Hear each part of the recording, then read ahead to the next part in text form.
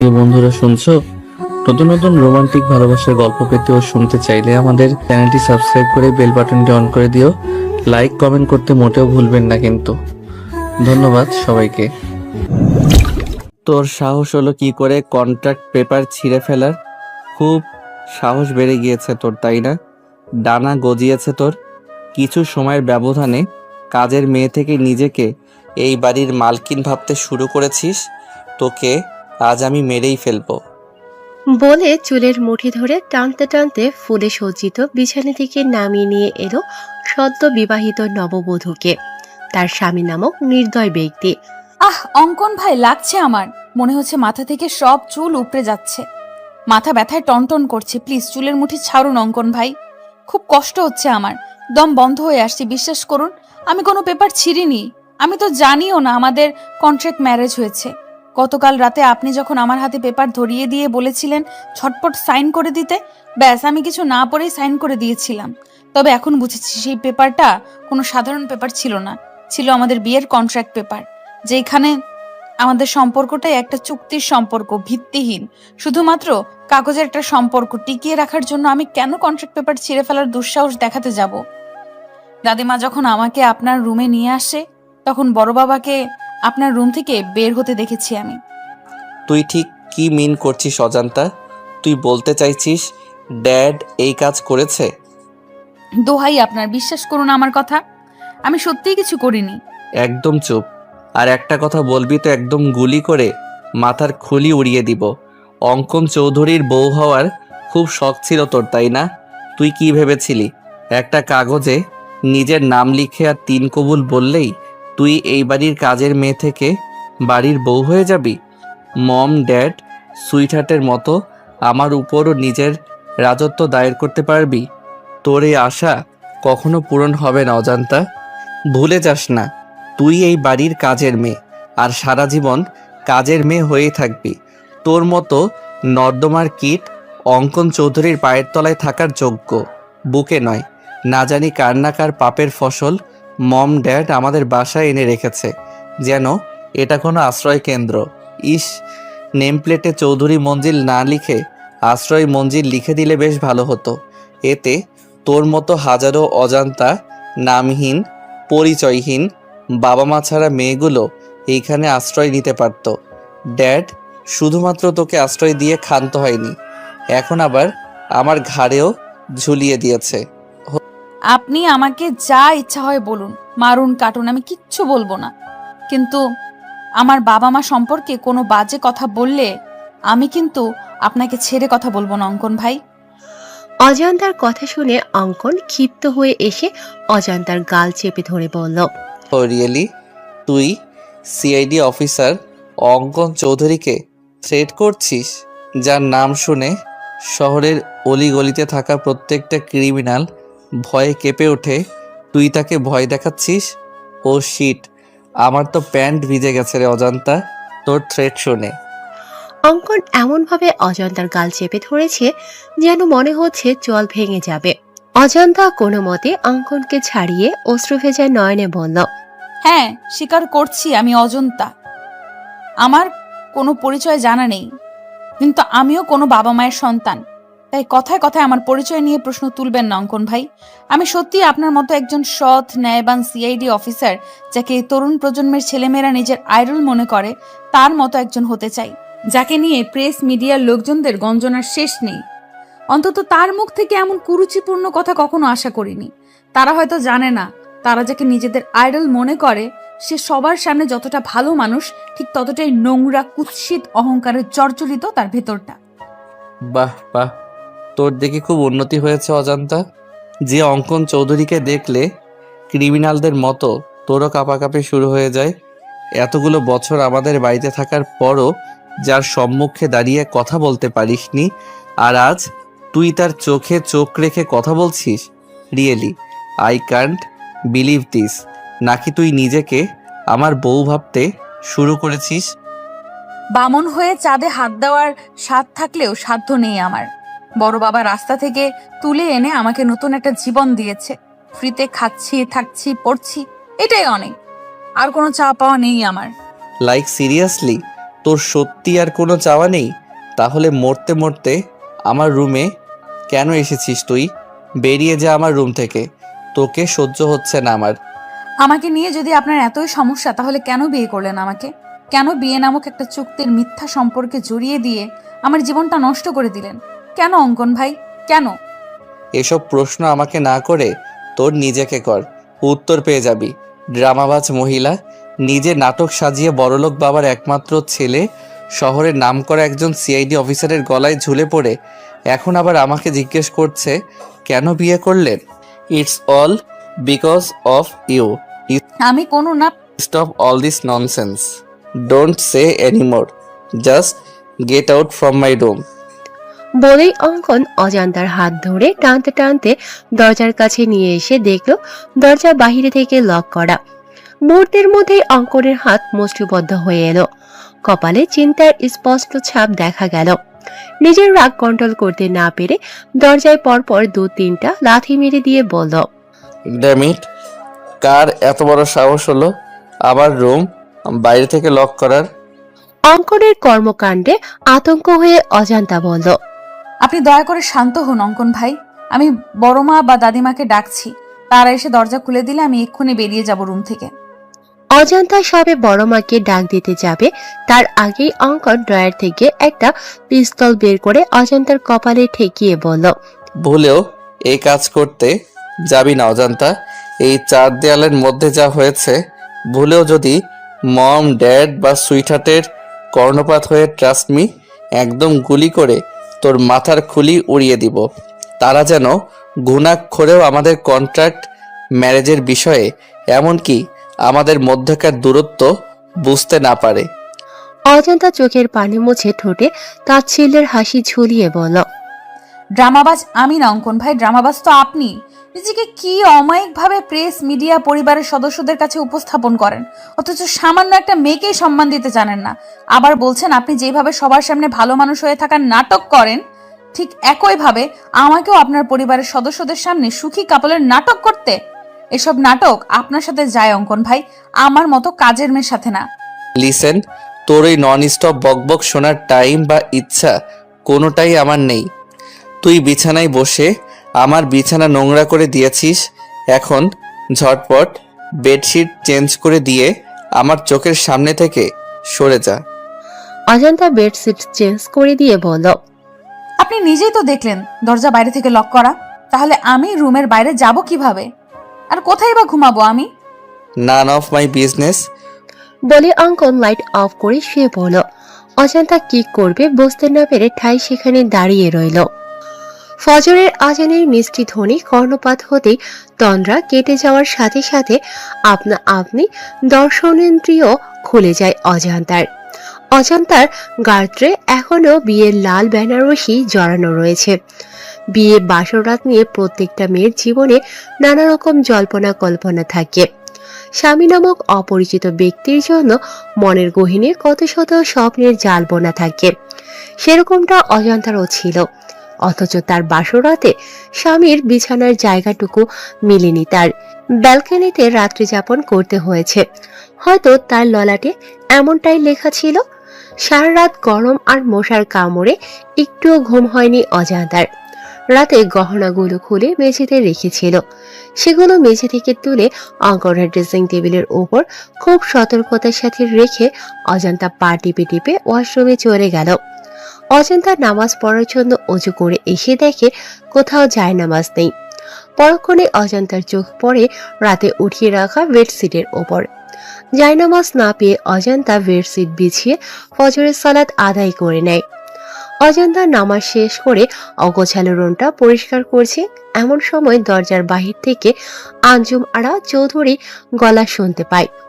দরজার অপর প্রান্ত থেকে আঞ্জুম আরা চৌধুরী বলছেন, সরি দাদু ভাই, আমি তোমাদের প্রাইভেসির জন্য বাইরে থেকে দরজা লক করে দিয়েছিলাম, যাতে তোমাদের বাসরাত আরো মধুময় হয়ে ওঠে, দুজন দুজনের মনের গহীনে পৌঁছে যেতে পারো। আই থিঙ্ক এতে তোমাদের উপকার হয়েছে। দরজা লক খুলে দেওয়া হয়েছে, ফ্রেশ হয়ে তাড়াতাড়ি নিচে এসো, সবাই অপেক্ষা করছে নবদম্পতির জন্য। দরজা খোলা পেয়ে অজান্তা নিজের রুমে চলে আসে চেঞ্জ করার জন্য। অজান্তা একটা চুড়িদার নিয়ে ওয়াশরুমে যাবে, এমন সময় নাতাশা চৌধুরী এসে বলল, অজন্তা, তুই এই রুমে কেন? তুই জানিস না বিয়ে হবার সাথে সাথে বরের ঘর নিজের ঘর হয়ে যায়? গতকাল থেকে বাবুর রুম তোরও রুম হয়ে গেছে। এখন থেকে তুই বাবুর রুমে থাকবি। আমি বাবুর রুমে গিয়ে দেখি বাবু ঘুমিয়ে আছে, কিন্তু কোথাও তোকে না পেয়ে আমার এখানে আসতে হলো। আসলে বড় মা, আমি অঙ্কন ভাইয়ের রুমেই ছিলাম, কিন্তু আমার কাপড় চোপড় সব কিছু এই রুমে রয়েছে, তাই চেঞ্জ করার জন্য এসেছি। আমি এক্ষুনি শাড়ি চেঞ্জ করে চুড়িদার পরিধান করে আসছি। তোকে শাড়িতে অনেক সুন্দর লাগছে অজন্তা। আমি তোর জন্য শাড়ি নিয়ে এসেছি।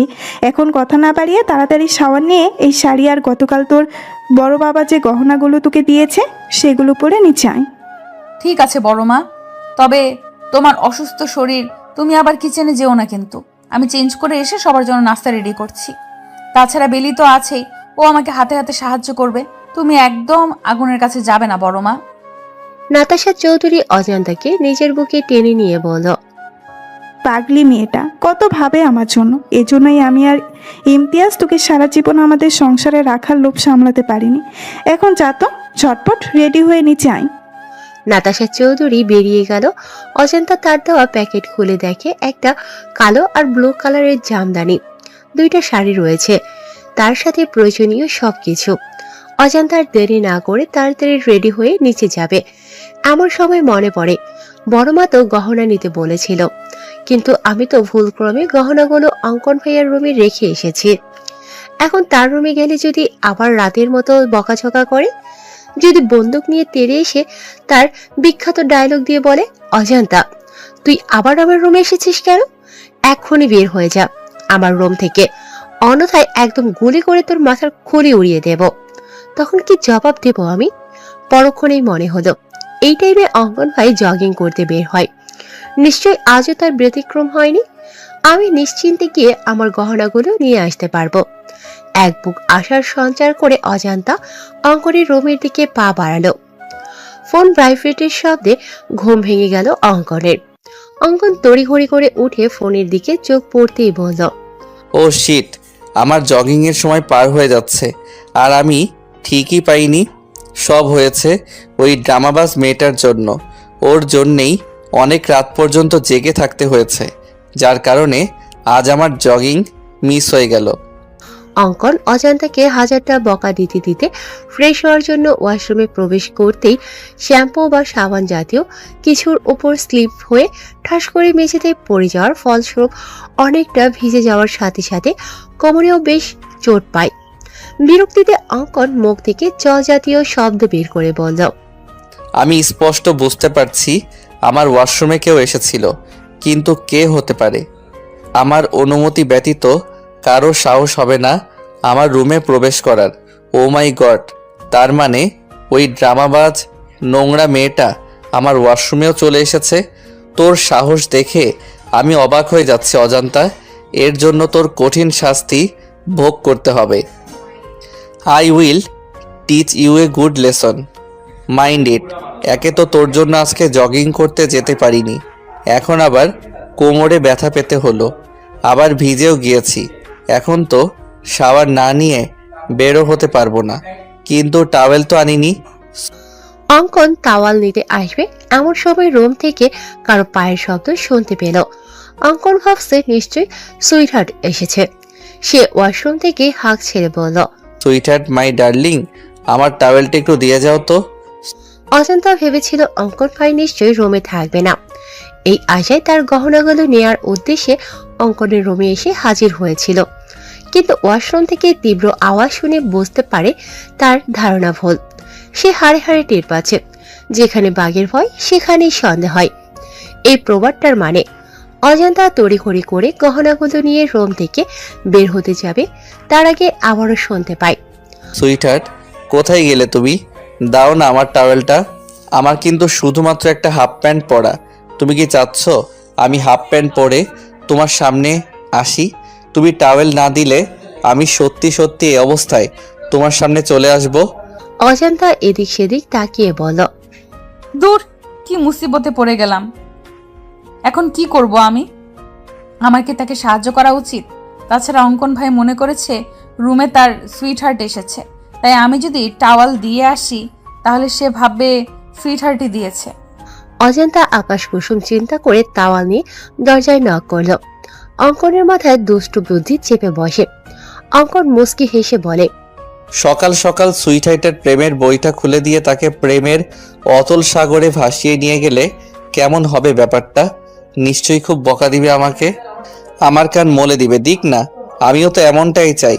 আমি আবারও সুইটহার্টের আগের মতো শাসন, আদর, ভালোবাসা পেতে চাই। বড্ড মিস করি শাসনগুলো।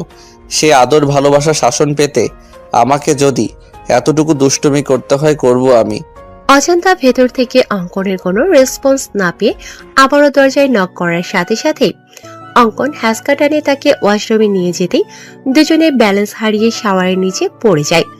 শাওয়ারের নিচে পড়ে দুজনেই কাক ভেজা হয়ে গিয়েছে। অঙ্কন অজান্তার দিকে তাকিয়ে ভাবছে, শুনেছি বাঙালি মেয়েদের নাকি বিয়ের পরে সৌন্দর্য শতগুণ বেড়ে যায়। অজান্তার ক্ষেত্রেও তাই হয়েছে। হয়তো হয়েছে আজকে সম্পূর্ণ অন্যরকম লাগছে, মনে হচ্ছে নতুন কোনো অজান্তাকে দেখছে। কিন্তু কেন? তখনই অঙ্কনের চোখ যায় অজান্তার নোজপিনের দিকে। অঙ্কন বুঝতে পারে অজান্তার সৌন্দর্যের বৃদ্ধির কারণ তার নোজপিন, যা এতদিন তার নাকে ছিল না। হঠাৎ করে নাকফুল পড়েছে, যার কারণে তাকে সম্পূর্ণ অন্যরকম লাগছে। পরক্ষণে অঙ্কন কি হচ্ছে বুঝতে পেরে তড়িঘড়ি করে অজান্তার ওপর থেকে উঠে অজান্তাকে বলল, হাউ ডেয়ার ইউ! তোর সাহস হলো কি করে পারমিশন ছাড়া আমার রুমে প্রবেশ করার? নাকি আমার হাতে মরার স্বাদ জেগেছে তোর? দিব নাকি গুলি করে মাথার খুলি উড়িয়ে? অজান্তা মনে মনে বলল, দাদিমা সব সময় একটা কথা বলে, নরম মাটিতে নাকি কেঁচো লাগে বেশি। তাই আমি যত অঙ্কন ভাইয়ের সামনে দুর্বলতা প্রকাশ করব, অঙ্কন ভাই তত আমাকে আঘাত করবে, অপমান করবে, যেমনটা গতকাল রাতে করেছিল। অজান্তা নিজেকে সংযত করে বলল, আমি ইচ্ছে করে এসেছি নাকি? আপনি নিজেই বারবার টাওয়াল চাচ্ছিলেন, তাই বাধ্য হয়ে আমার আসতে হয়েছে। তুই কি সুইটহার্ট? আমি সুইটহার্টকে টাওয়েল দেওয়ার জন্য ডেকেছি, তোকে নয়।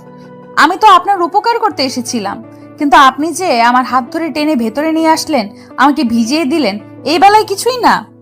আর আমি কিছু বলতে গেলেই আপনার সেই চিরচেনা এক ডায়লগ দিবেন, একদম গুলি করে মাথার খুলি উড়িয়ে দিব। বলি কি, এ পর্যন্ত কয়টা মানুষের গুলি করে মাথার খুলি উড়িয়ে দিয়েছেন? তোর সাহস দেখে সত্যি আমি অনেক অবাক হয়ে যাচ্ছি। এক রাতের ব্যবধানে মুখে খই ফুটতে শুরু হয়ে গিয়েছে। রাতেও তোর চোখে মুখে আমি ভয়ের স্পষ্ট ছাপ দেখতে পেয়েছি, বাট এখন সেই ভয়ের ছাপ নেই। এক রাতেই এত চেঞ্জ? আপনি বাঘ না ভাল্লুক যে আপনাকে ভয় পেতে হবে? হ্যাঁ, আগে ভয় পেয়েছি, কারণ তখন আপনি অন্য পুরুষ ছিলেন, আর এখন আপনি বিয়ে করা বর। আমার বিয়েটা যেইভাবেই হোক হয়েছে তো। বড়মা বলেছে বিয়ের পরে বরের সবকিছু নিজের হয়ে যায়, তাই এটা যেমন আপনার রুম তেমনি আমারও রুম। আর নিজের রুমে প্রবেশ করতে যদি অনুমতি নিতে হয়, তাহলে আপনিও আমার থেকে অনুমতি নিয়ে রুমে প্রবেশ করবেন। অঙ্কন কিছু বলতে যাবে তার আগেই রুম থেকে আলিশা হাঁক ছেড়ে বলল, অজান্তা আপু, অঙ্কন ভাইয়া, তোমরা কি করছো ওয়াশরুমে? মাই গড, তোমাদের কি রুমে জায়গা কম পড়েছে যে ওয়াশরুমে গিয়ে রোমান্স করতে হচ্ছে? তোমাদের রোমান্স শেষ হলে তাড়াতাড়ি নিচে আসো, সবাই তোমাদের জন্য অপেক্ষা করছে। আলিশার সাড়া পেয়ে অজান্তা নিজের রুমে গিয়ে চেঞ্জ করে অন্য একটা শাড়ি পরে নিচে এসে দেখে সবাই ব্রেকফাস্ট না করে তাদের জন্য অপেক্ষা করছে। অজান্তা ডাইনিং টেবিলে এসে দেখে হরেক রকমের রেসিপি রান্না হয়েছে, যার মোমো গন্ধে পুরো বাড়ি ছড়িয়ে গিয়েছে। অজান্তা মেকি রাগ দেখিয়ে নাতাশা চৌধুরীকে বলল, তোমাকে বারণ করেছিলাম বড়মা কিচেনে যাবে না, তবুও কেন অসুস্থ শরীর নিয়ে রান্না করতে গেলে? তাছাড়া ব্রেকফাস্টে তো ভারী কোনো খাবার খাওয়া হয় না, তাহলে আজ ঘটা করে এত আয়োজন কেন? তোকে হয়তো আমি গর্ভে ধারণ করিনি, কিন্তু সেই ছোটবেলা থেকে মায়ের আদর দিয়ে তোকে বড় করেছি। সেই ছোট্ট মেয়েটা আজ নতুন জীবনের সূচনা করেছে। তার খুশির জন্য আমার এইটুকু কষ্ট কিছুই না। সাধারণত বিয়েতে কত বড় আয়োজন করা হয়, আমরা তো সেই ধরনের কিছুই করিনি, তাই নিজের সামান্য কিছু ট্রাই করেছি। অবশ্য আমি একা করিনি, আলিশা বেবিও সাহায্য করেছে আমাকে। অজান্তা নাতাশা চৌধুরীকে জড়িয়ে ধরে বলল, তোমাকে জড়িয়ে ধরলে কেন আমি মায়ের ফিল, আমার মায়ের গন্ধ পাই বড়মা? কেন মনে হয় তুমি আমার গর্ভধারিণী মা? তুই আমার নিজের পেটের মেয়ে, তাই হয়েছে শান্তি, এবার কথা না বাড়িয়ে তাড়াতাড়ি খেতে বস। আমি তোদের তিনজনকেই নিজের হাতে খাইয়ে দিব, কিন্তু বাবু এখনো আসছে না কেন? মম, ওই যে দেখো ভাইয়া চলে এসেছে। এখন তাড়াতাড়ি খেতে দাও তো, খুব খিদে পেয়েছে। ব্রেকফাস্টে আজ এত এত খাবার খেতে পারবো কখনো ভাবিনি। এইসব কিছু হয়েছে অজান্তা আপুর জন্য। ধন্যবাদ আপু। হয়েছে, আর এত ধন্যবাদ দিতে হবে না। অঙ্কন চেয়ার টেনে আর চোখে অজান্তার দিকে তাকিয়ে বলল, সকাল সকাল ড্রামা শুরু করে দিয়েছে, ড্রামাবাজ মহিলা একটা। অঙ্কন বসা মাত্রই আঞ্জুমারা চৌধুরী অঙ্কনকে ফিস ফিস করে বলল, হোয়াট হ্যাপেন দাদু ভাই? সকাল সকাল দুজনেরই চুল ভেজা, দাল মে কুছ কালা হ্যায়। অঙ্কন মাথা চুলকাতে চুলকাতে বলল, তুমি যেরকম ভাবছো সেরকম কিছুই হয়নি সুইটহার্ট। এরকম দিন আমিও পার করে এসেছি দাদু ভাই। চুলে পাক এমনি এমনি ধরেনি। বিয়ের পরের কয়েকটা মাস হচ্ছে মধু মাস। মধুরাজাদ আর মধুরানীর থেকে মধু সংগ্রহ করবে, এটাই স্বাভাবিক। এতে এত লজ্জা পাওয়ার কি আছে? অঙ্কন প্রসঙ্গ পরিবর্তন করতে বলল, মম কোথায় সুইটহার্ট? তাড়াতাড়ি ব্রেকফাস্ট দিতে বলো তো, আমার একটু তাড়া আছে, বেরোতে হবে আমাকে। বিয়ের পরের দিনই নতুন বউ ছেড়ে কোথায় যাবে দাদু ভাই? ইনভেস্টিগেশনে যেতে হবে সুইটহার্ট। তুমি তো ছুটিতে রয়েছো, তাহলে আবার ইনভেস্টিগেশনে কেন? নতুন নতুন বিয়ে করছো, কোথায় বউকে একটু সময় দিবা, আদর আহ্লাদ করবা, তা নয়তো সেই ছুটছো ইনভেস্টিগেশনে। অন্য অফিসার তো আছে, তারা ঠিক সামলে নিবে। তোমার কাজ কোথাও যেতে হবে না। গ্রাম থেকে কিছু মেহমান আসবে, বিকালে ছোটখাটো বৌভাতের অনুষ্ঠানের আয়োজন করা হয়েছে। তুমি কোথাও যাচ্ছ না, বাস। এমনটা হয় না সুইটহার্ট, থানায় 4টা মিসিং ডায়েরি এসেছে বাচ্চা নিখোঁজ হওয়ার, যার ইনভেস্টিগেশনের সম্পূর্ণ দায়িত্ব পড়েছে আমাদের সিআইডি টিমের উপর। আর ডিপার্টমেন্টের আমি একজন সিনিয়র সিআইডি অফিসার হয়ে হাত পা গুটিয়ে বাড়ি বসে থাকতে পারি না সুইটহার্ট। একটার পর একটা বাচ্চা নিখোঁজ হচ্ছে এতিমখানা থেকে, আর আমাদের সন্দেহ এতিমখানার সাথে জড়িত কেউ এই কাজ করেছে। হয়তো সে বাচ্চা পাচারকারীদের সাথেও জড়িত। তাই আরও বাচ্চা মিসিং হওয়ার আগেই আমাদের অপরাধীদের ধরতে হবে। নাতাশা চৌধুরী কিচেন থেকে পায়েসের বাটি নিয়ে আসছিল ডাইনিং এর দিকে। এমন সময় এতিমখানার কথা শুনে অঙ্কনকে জিজ্ঞাসা করলো, কোথায় যাবি বাবু? তুই না ছুটি নিলি? কুসুমপুর এতিমখানায় মম। কুসুমপুর এতিমখানার কথা শুনে নাতাশা চৌধুরীর হাত থেকে পায়েসের বাটি নিচে পড়ে বাটিতে থাকা পায়েস মেঝেতে ছড়িয়ে ছিটিয়ে যায়। তুমি শুধু শুধু টেনশন করছো বৌমা। তুমি যেরকম ভাবছো সেরকম কিছুই হবে না। দেখো আম্মা, কুসুমপুর এতিমখানায় গিয়ে যদি বাবুর অতীত তার সামনে চলে আসে, বাবু যদি ওর নিজের সম্পর্কের সবটা জেনে যায়, আর যদি আমাদের ভুল বুঝে দূরে সরে যায়, তখন কি নিয়ে বাঁচবো আমি? তুমি অযথা টেনশন করছো। তাছাড়া তুমি কোনো অন্যায় তো করোনি। তোমার প্রয়োজন ছিল একটা সন্তানের, আর দাদু ভাইয়ের প্রয়োজন ছিল একটা পরিবার, মা বাবা। দাদু ভাই একটা পরিবার পেয়েছে, তুমি পেয়েছো একটা সন্তান। যদিও তুমি দীর্ঘ 8 বছর পরে একটা মৃত সন্তান জন্ম দিতে সক্ষম হয়েছিলে, কিন্তু সে তো আর পৃথিবীর আলো দেখতে পারেনি। না না আম্মা, আমি মৃত সন্তান জন্ম দেইনি। যদিও চেক আপ করে আমাকে বলা হয়েছিল আমার ছেলে সন্তান হবে, কিন্তু আমার স্পষ্ট মনে আছে যখন আমার জ্ঞান ছিল আমি কন্যা সন্তানের কান্নার আওয়াজ পেয়েছিলাম। অর্থাৎ আমি কন্যা সন্তানের জন্ম দিয়েছিলাম, কিন্তু যখন আমার জ্ঞান ফিরে আসে, নার্স আমার কাছে একটা মৃত ছেলে সন্তান দেয় আর বলে আমি মৃত সন্তান জন্ম দিয়েছি। আমি আগেও আপনাদের বলেছি আম্মা, কিন্তু আপনারা কেউ আমার কথা বিশ্বাস করেননি। উল্টো আমাকে সন্তান হারানোর বেদনায় মানসিক রোগী বলেছেন। বিশ্বাস করেন আম্মা, আমার সত্যিই মেয়ে হয়েছিল, কিন্তু জানি না কার নজর লেগেছিল আমার মেয়ের উপর, আমার পরিবারের উপর। তারা আমার মেয়েকে সরিয়ে তার জায়গায় একটা মৃত ছেলে সন্তান দিয়ে দিল। আর ইমতিয়াজও ভেবেছিল আমি হয়তো 8 বছর পর কোনো মৃত সন্তান মেনে নিতে পারিনি, তাই উল্টাপাল্টা বকেছি, যার কারণে ইমতিয়াজও আমার মেয়েটার কোনো খোঁজ করেনি। বলে কান্নায় ভেঙে পড়লেন নাতাশা চৌধুরী। এখন আর এসব বলে কি লাভ বৌমা? যা হবার হয়েছে। এখন বেশি না বকে তুমি একটু বিশ্রাম নাও। অঙ্কন আর তার টিমের সদস্যরা 5 মিনিট আগে কুসুমপুর এতিমখানায় এসে পৌঁছেছে। এতিমখানায় প্রায় 300-400 বাচ্চা রয়েছে, যার পরিচালনার দায়িত্ব নিয়েছেন স্থানীয় এলাকার চেয়ারম্যান রৌনক হোসেন, এবং তার সাথে কিছু ফাউন্ডেশন যুক্ত রয়েছে। যা থেকে এতিমখানার বাচ্চাদের জন্য বিভিন্ন অনুদান আর্থিক সহায়তা প্রদান করা হয়। একে একে যখন 4টা বাচ্চা নিখোঁজ হয়ে যায় তখন রওনক হোসেন নিজে থানায় গিয়ে মিসিং ডায়েরি করে আসে। অঙ্কন এসে রওনক হোসেনকে জিজ্ঞাসা করল, আচ্ছা চেয়ারম্যান সাহেব, এসব হলো কিভাবে? 4টা বাচ্চা কি একসাথে নিখোঁজ হয়েছে নাকি আলাদা আলাদা ভাবে? স্যার, আমি চেয়ারম্যান মানুষ, আমার নানার কাজে ব্যস্ত থাকতে হয়। আমি শুধুমাত্র এতিমখানা পরিচালনা করি, কিন্তু বাচ্চাদের দেখাশোনা করতে রহমত চাচাকে অনেক বিশ্বস্ত একজন লোক। অনেক আগে থেকে এখানে রয়েছে, অর্থাৎ আমার আগে এতিমখানা পরিচালনা করতো আমার বাবা। রহমত চাচা তখন থেকেই এখানে রয়েছে। 2 দিন আগে রহমত চাচা আমাকে ফোন করে বলে যে রাব্বি নামের একটা ছেলেকে অনেকক্ষণ যাবৎ দেখতে পাচ্ছে না। পরে নাকি বেলা জানায় সকাল 10টা নাগাদ রাব্বির দুঃসম্পর্কের কোনো মামা এসে রাব্বিকে নিয়ে গিয়েছে, তবে বিকালের মধ্যে এসে রাব্বিকে আবার দিয়ে যাবে। কিন্তু রাব্বি আর ফিরে আসেনি।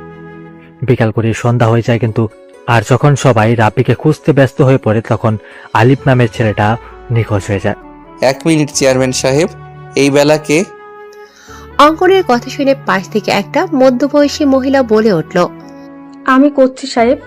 এই বেলা 1 নাম্বারের কুটনি বেডি, একজনের কথা অন্যজনের কাছে লাগানোর কাজ। বেয়াদব একটা মহিলা, ওর মধ্যে কোনো শিক্ষা দীক্ষা নাই, আছে খালি কুটনামি ওনার গুণ। ওর ওই কুটনামির জন্য ওর বর ওরে তালাক দিছে, তাই এখন এই এতিমখানায় এসে উঠিছে। এতিমখানার রান্ধার কাম করে ওই কুটনি বেডি। আমার মনে হচ্ছে ওই কুটনি বেডি নিশ্চয়ই এই কাজের লগে জড়িত আছে। ওই বেডি এই ফুলের মতন বাচ্চাগুলান রে গায়েব করিছে। কিন্তু তুমি কে? আমি রেশমি সাহেব। আমি আগে এই এতিমখানার রান্ধার কাম করতাম, কিন্তু ওই বেলা কুটনি উড়ে এসে জুড়ে বইছে। কে কুটনি আর কে শুটনি সেইটা আমরা ঠিকই বের করে নিব।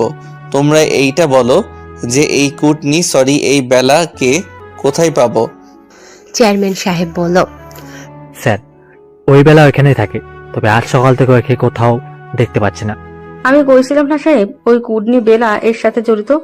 আপনারা আসবেন জানতে পারে হয়তো কোন হানে ঘামটি মেরে বসে আছে। আপনি খালি একবার আমারে হুকুম দেন সাহেব, আমি ওই কুটনির চুলের মুঠি ধরে টাইনে নিয়ে আসবানি। তাহলে তো তুমি নিশ্চয়ই জানো বেলা কোথায় গিয়েছে। এখন ঝটপট বলে দাও বেলা কোথায়। রেশমি আমতা আমতা করে বলল, না না সাহেব, আমি কিছু জানি না। ওই রাগের বশে এত কিছু করে ফেলেছি সাহেব। বুঝতে পেরেছি, বেলার প্রতি অনেক ক্ষোভ জমে আছে তোমার।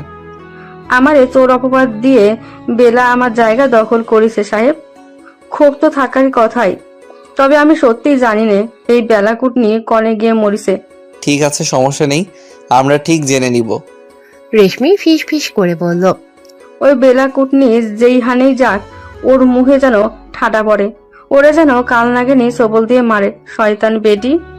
রেশমি যদিও ফিস ফিস করে কথাগুলো বলেছেন, তবুও অঙ্কনের কান পর্যন্ত ঠিক পৌঁছে গেছে। অঙ্কন মুস্কি হেসে রেশমির ভাষা ফলো করে বলল, বেডি মাইন্সের শত্রু। আজ বিকেলে ছোটখাটো বৌভাতের অনুষ্ঠানের আয়োজন করার কথা ছিল, কিন্তু অঙ্কন না থাকায় অনুষ্ঠান ক্যান্সেল করা হয়েছে।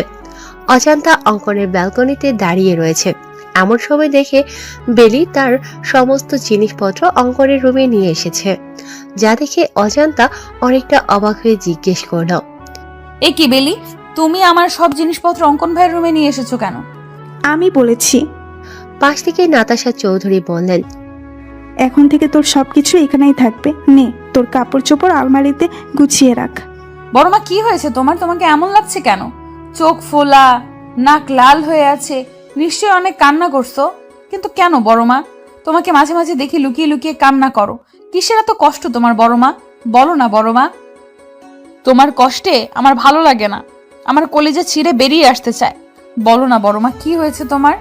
নাতাশা চৌধুরী কোনো কথার উত্তর না দিয়ে চুপচাপ রুম থেকে বেরিয়ে আসে। অজান্তা চোখের পানি মুছে তার কাপড় চোপড় আলমারিতে গুছিয়ে রাখছে। এমন সময় একটা ছবির দিকে চোখ পড়তেই থমকে যায় অজান্তা। অজান্তা ছবিটা হাতে নিয়ে বলে, আরে এইটা তো আমার নিজেরই ছবি। অজান্তা ভালো করে লক্ষ্য করে দেখে শুধু একটা না, হাজারটা ছবি, যেগুলো দেখে বোঝা যাচ্ছে ছবিগুলো লুকিয়ে তোলা হয়েছে। অজান্তা ভাবছে, অঙ্কন ভাইয়ের আলমারিতে আমার ছবি, তাও আবার লুকিয়ে রাখা হয়েছে। কিন্তু কেন? অঙ্কন ভাই তোমার নিজের ছেলে না, তার সাথে তোমার রক্তের কোনো সম্পর্ক নেই, তাই না বড় মা? কিসব আবল তাবল বকছিস অজন্তা? বাবু আমার নিজের ছেলে, তোকে এসব কথা কে বলছে? এই কাগজটা জানো এটা কিসের কাগজ? জন্ম নিবন্ধনের কাগজ, যেখানে অঙ্কন ভাইয়ের নামের জায়গায় অঙ্কন চৌধুরী নয়, অঙ্কন তালুকদার দেওয়া। আর বাবা তুহিন তালুকদার আর মা নাজমা তালুকদার। আজ যখন তুমি আর দাদিমা গল্প করছিলে তখন সবটা শুনেছি আমি। তখনই আমার মনে সন্দেহ জাগে। আর এই লকারের সমস্ত জিনিস অঙ্কন ভাইয়ের, সেটা আমি আগে থেকেই জানতাম। তাই তুমি যখন ঘুমিয়েছিলে আমি লুকিয়ে তোমার থেকে চাবি নিয়ে এই তালাবদ্ধ ঘরে এসেছিলাম। ব্যাস, এইখানে এসে দুধ কা দুধ পানি কা পানি হয়ে গেল। আমার সমস্ত সন্দেহ দূর হয়ে গেল। এরপরও তুমি নিশ্চয়ই বলবে না যে অঙ্কন ভাই তোমার নিজের ছেলে? হ্যাঁ, বাবুর সাথে আমার রক্তের কোনো সম্পর্ক নেই, কিন্তু নিজের জন্ম না দিলে কি মা হওয়া যায় না? সেই ছোটবেলা থেকে বাবুকে আমি মাতৃ স্নেহ দিয়ে বড় করেছি। আমি ভাবতেও পারি না বাবু আমার রক্ত নয়। কিন্তু তুমি বড় বাবা চাইলেই তো অঙ্কন ভাইকে দত্তক নিতে পারতে। তোর বড় বাবার সাথে আমার রিলেশন করে বিয়ে হয়, যা তোর দাদু মানলেও দাদিমা মেনে নিতে পারেনি। পরে সে সত্য দেয়, আমি যদি বিয়ের বছরেই তার বংশের প্রদীপ জ্বালাতে পারি তাহলে সে আমাকে মেনে নিবে। আমাকে ছেলে সন্তানের জন্ম দিতে হবে, কিন্তু 7 বছর চেষ্টার পরেও কোনো সন্তানের মুখ দেখতে পারিনি আমি। কত ডক্টর কবিরাজ দেখিয়েছি, কিন্তু দিন শেষে শূন্য হাতে ফিরেছি। অবশেষে 8ম বছরে আল্লাহ আমার দিকে মুখ তুলে চান। আমি কনসিভ করি, কিন্তু প্রচণ্ড অসুস্থ হয়ে পড়ি। সম্পূর্ণ বেড রেস্টে থাকতে হয়েছিল। যেদিন আমার ডেলিভারির ডেট ছিল সেদিন হঠাৎ ইমতিয়াজের জরুরি একটা কাজ পড়ে যায়। অবশ্য ইমতিয়াজ যেতে চায়নি, আমি আমার উপর ভরসা করে ইমতিয়াজকে জোর করে পাঠিয়েছিলাম। এটুকু বলেই থামলেন নাতাশা চৌধুরী। তারপর কি হলো বড় মা? আমাকে ওটিতে নেওয়া হলো। আমার মেয়ে হয়েছিল, কিন্তু আমাকে বলা হয়েছিল আমার ছেলে সন্তান হয়েছে, তবে জীবিত নয়, মৃত সন্তান। প্রচণ্ড ভেঙে পড়ি আমি। কিছুদিন পরে যখন সুস্থ হই তখন ডাক্তার জানিয়ে দেয় আমি কখনো মা হতে পারবো না। এই কথা শুনে তো দাদিমা ইমতিয়াজকে বলে আমাকে ডিভোর্স দিতে, কিন্তু ইমতিয়াজ আমাকে ডিভোর্স দেয় না। এতে আম্মা ইমতিয়াজের উপরও রেগে যায়। তারপর আমরা কুসুমপুরে এতিমখানায় সন্ধান পাই। সেখানে গিয়ে বাবুকে মনে ধরে আমার। আমি তাকে দত্তক নিতে চাই, কিন্তু তোর দাদিমা নিতে নারাজ ছিল। তার এক কথা, দত্তক নিলে ওই ছেলের ঠাঁই হবে না চৌধুরী মঞ্জিলে। আমার কথা অনুযায়ী বাবুকে দত্তক নিতে পারি না। বাবু তখন বাচ্চা ছেলে ছিল, কিছু বোঝার বয়স হয়নি তখন। ও জানে আমরাই ওর বাবা মা, কিন্তু এখানে থেমে থাকেনি। বাবুকে চৌধুরী মঞ্জিলে আনার পর এতটুকু বাচ্চাকে বারবার প্রাণে মেরে ফেলার চেষ্টা করা হয়েছে। কে বা কারা এমন করেছে আমরা বুঝতেও পারিনি। পরে অনেক চিন্তা ভাবনা করে বাবুকে কানাডা পাঠিয়ে দিই আমার বোনের কাছে। আমার বাবু বিডিতে ফেরার সময় তো তুই চৌধুরী মঞ্জিলে ছিলি। এরপরের ঘটনা তো অজানা নয়। হ্যাঁ, কিন্তু একটা বিষয় আমি কিছুতেই বুঝতে পারছি না। কোন বিষয়? স্কুল কলেজে ভর্তি হওয়ার সময় তো বিভিন্ন কাগজপত্র লাগে, সেখানে অঙ্কন ভাই তার আসল বাবা মার নাম দেখেনি? আমরা টাকা দিয়ে নকল কাগজপত্র বানিয়েছিলাম, যেখানে আমার আর তোর বড় বাবার নাম ছিল। তোর কাছে একটা অনুরোধ, তুই বাবুকে এই বিষয়ে কিচ্ছু বলবি না। কিছু কথা না হয় অজানাই থাক। তুমি চিন্তা করো না বড় মা, আমি অঙ্কন ভাইকে কখনো এই বিষয়ে কিছুই বলবো না। নাতাশা চৌধুরীর অজান্তার কপালে চুমু দিয়ে বলল, রাত 11টা বেজে গিয়েছে, এখন বাবু ফিরল না। ফোনটাও বন্ধ বলছে। জানি না কোথায় আছে এই ছেলেটা। তুমি শুয়ে পড়ো বড় মা, আমি আছি তো। আমি অপেক্ষা করছি অঙ্কন ভাইয়ের জন্য। ঠিক আছে, তুই খেয়ে নে, আর বাবু আসলে খাবার দিস। হ্যাঁ রে বাবা, দিব। তুমি যাও, নিশ্চিন্তে ঘুমিয়ে পড়ো। আচ্ছা, যাচ্ছি আমি। অজান্তা না খেয়ে ডাইনিং টেবিলে রাখা খাবার গুছিয়ে ফ্রিজে রেখে এসে সোফায় বসে অঙ্কনের জন্য অপেক্ষা করতে লাগলো। অপেক্ষা করতে করতে সবে অজান্তার চোখ লেগে এসেছে। এমন সময় কলিং বেল বেজে ওঠে। অজান্তার দরজা খুলে দেখে অঙ্কন এসেছে, কিন্তু তাকে অনেক বিধ্বস্ত দেখাচ্ছে। এলোমেলো চুল, গায়ে পরিধানকৃত শার্ট ও এলোমেলো লাল চোখ, মনে হচ্ছে কান্না করার ফলে এমন হয়েছে। অঙ্কন দরজার বাইরে থেকে জিজ্ঞেস করলো, এখনো ঘুমোসনি কেন? ছি ছি ছি, অঙ্কন ভাই আপনি সিগারেট খেয়েছেন? এতটা অধপতন ঘটেছে আপনার? মাই লাইফ মাই রুলস, আমার যা খুশি তাই করব। তোর কোনো প্রবলেম আছে? আর তোর প্রবলেম থাকলেও আমার কিছু যায় আসে না। বলে অজান্তাকে ধাক্কা দিয়ে সরিয়ে নিজের রুমে চলে যায় অঙ্কন। অজান্তা দরজা বন্ধ করে দিয়ে কিচেনে গিয়ে এক গ্লাস ঠান্ডা শরবত করে নিয়ে আসে অঙ্কনের জন্য। কিন্তু রুমে এসে দেখে অঙ্কন রুমে নেই। তিনি ব্যালকনিতে দাঁড়িয়ে দাঁড়িয়ে মনে সুখে সিগারেটের ধোঁয়া ওড়াচ্ছেন। অজান্তা সোজা গিয়ে অঙ্কনের ঠোঁট থেকে সিগারেট টান দিয়ে নিচে ফেলে দিয়ে বলে, কি সমস্যা আপনার? তো কোথায় থাকবে? তোর সব জিনিসপত্র আমার রুমে কেন? আপনি হয়তো জানেন না, কিন্তু আমি ঠিকই জানি। বরের জিনিসপত্র যেখানেই থাকবে, বউয়ের জিনিসপত্র সেখানেই থাকবে। এটাই স্বাভাবিক, তাই না? অঙ্কন কিছু বলার আগেই অজান্তা বলল, অন্য ছেলেরা অফিস থেকে ফিরে বউকে জড়িয়ে ধরে ক্লান্তি দূর করে, কিন্তু আপনি তো সাধু সন্ন্যাসী, বউয়ের ধারে কাছেও ঘেসবেন না। তাই আপনার জন্য ঠান্ডা শরবত করে এনেছি, নিন নিন, শরবত পান করে ক্লান্তি দূর করুন। I don't know, no need. অবশ্যই প্রয়োজন আছে। তুই কিন্তু একটু বেশি বকছিস অজান্তা। আমার সামনে থেকে যা, নয়তো একদম গুলি করে মাথার খুলি উড়িয়ে দিব। থাক ভাই, খুলি উড়ানোর কোনো প্রয়োজন নেই। আপনি ফ্রেশ হন, আমি উপরে আপনার জন্য খাবার নিয়ে আসছি। অজান্তা খাবার নিয়ে এসে দেখে অঙ্কন শাওয়ার নিয়ে লুঙ্গি পড়েছে, যা দেখে অজান্তার হাসি কিছুতেই থামছে না। অজান্তাকে হাসতে দেখে অঙ্কন ধমক দিয়ে বলল, ফ্রিতে সার্কাস দেখেছিস নাকি? আপনি লুঙ্গি পরেছেন? আগে তো কখন আপনাকে লুঙ্গি পরতে দেখিনি। অজান্তা অঙ্কনকে খাবার দিয়ে সেখানেই দাঁড়িয়ে রয়েছে। সেও রাতে খায়নি, মনে হচ্ছে পেটের মধ্যে ক্ষুধায় হরতাল শুরু করে দিয়েছে। অজান্তা ভাবছে, আমাকে একটু খাইয়ে দিলে অঙ্কন ভাইয়ের কি জাতমান চলে যেত। অজান্তার মুখের কথা মুখে থাকতেই অঙ্কন জিজ্ঞেস করল, কেন, তুই কি চোখে কম দেখিস? লুঙ্গি আমি প্রতি রাতেই ঘুমাতে যাওয়ার আগে পরি। তুই নিশ্চয়ই আমার সাথে ঘুমাস না, যে তাই দেখতে পাবি। আর গরমকালে লুঙ্গি মানেই এসি। লুঙ্গি থাকলে এসি চালানোর কোনো প্রয়োজন হয় না। এখন বেশি কথা না বলে খাবার রাখ আর বিদায় হ। রাতে খেয়েছিস তুই? ব্যাস এইটুকু কথায় অজান্তার মনে যেন প্রেমের বইটা বইতে শুরু করলো। অজান্তা অনেকটা অভিমানে সুরে বলল, আমার ক্ষুধা নেই। আমি জিজ্ঞেস করেছি খেয়েছিল কিনা, ক্ষুধা আছে কি নেই এটা জিজ্ঞেস করিনি। বেশ অপমান বোধ করে অজান্তা। অজান্তা ভাবছে রুম থেকে বেরিয়ে যাবে, কিন্তু তার আগেই অজান্তাকে অবাক করে দিয়ে অঙ্কন এক লোকমা খাবার অজান্তার মুখের সামনে তুলে ধরে, যা দেখে খুশিতে অজান্তার চোখে পানি চলে আসে। অজান্তা আবেগে আপ্লুত হয়ে জিজ্ঞেস করে, আমাকে ভালোবাসেন অঙ্কন ভাই? দেখতে দেখতে কেটে গেল কয়েকদিন। কেসের ইনভেস্টিগেশন চলছে, কিন্তু কাঙ্ক্ষিত কোনো তথ্য বা প্রমাণ এখনো পাওয়া যায়নি। অঙ্কন এতিমখানার সব বাচ্চাদের চকলেট দিয়ে তাদের মনোরঞ্জন করার পর তাদের জিজ্ঞাসা করছে তারা কিছু জানে বা দেখেছে কিনা। এমন সময় অঙ্কনের ফোন বেজে উঠল। অঙ্কন কল রিসিভ করে বলল, হ্যাঁ ঈশান বলো, ওই দিকের কি খবর, কিছু জানতে পেরেছো কি? হ্যাঁ স্যার, এতিমখানা থেকে 3 কিলো দূরে একটা জঙ্গল রয়েছে। ওই জঙ্গলে বেলা নামের মহিলাটার লাশ পাওয়া গেছে। আমরা আশেপাশে লোকদের ছবি দেখে জিজ্ঞেস করেছি, তারা নিশ্চিত করেছে এটা বেলার লাশ। মনে হচ্ছে মাথায় আঘাতের ফলে এর মৃত্যু হয়েছে। কিভাবে মৃত্যু হয়েছে সেটা তো ফরেনসিক রিপোর্ট এলে জানা যাবে। তুমি এক কাজ করো, লাশটাকে ফরেনসিক ল্যাবে পাঠিয়ে দাও। জি স্যার, আমি এক্ষুনি পাঠিয়ে দিচ্ছি। তবে স্যার, একটা বিষয় আমার মাথায় কিছুতেই ঢুকছে না। আমরা তো বেলাকেই সন্দেহ করেছিলাম, আর আশ্চর্যজনকভাবে সেই বেলাই খুন হয়ে গেল। কিন্তু কেন?